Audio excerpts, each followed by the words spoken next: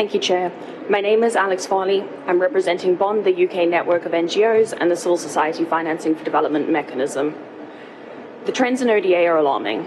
Governments in the global north are slashing ODA budgets and retreating from their responsibilities. Most cannot meet the commitments to spend 0.7% of their GNI on development, but have recently agreed to allocate 5 times that amount to spending on defence. This is a political choice and the wrong one for this moment. Worse still is that ODA budgets are not only shrinking, the resources that remain are increasingly diverted to serve the economic and geopolitical interests of countries in the global north, with huge volumes never leaving the global north. Throughout this process, we've heard the importance that countries in the global south assign to ODA for meeting their development objectives. Throughout the process, the positions from the global south have been clear and ambitious.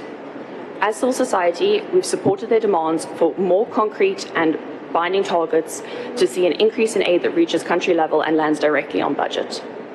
We supported their demands for a direct say in the decision-making when it comes to how ODA is measured and allocated, and we supported their demands for strengthening the role of the UN in norm setting and in monitoring and accountability. But throughout this process, these demands, which we believe would set us on the right path towards delivering long-standing commitments and establishing new, more ambitious commitments, have repeatedly met resistance from governments in the global north.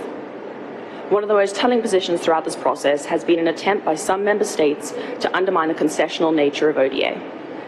We very much welcome the reference in the outcome document regarding the importance of ODA being concessional, but it's highly disturbing that such a major defence had to be mounted to preserve this language.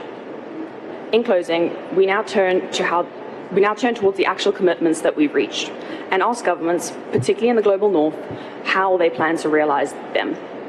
How do you plan to increase aid programmed to a country level? How do you plan to revitalise the DCF?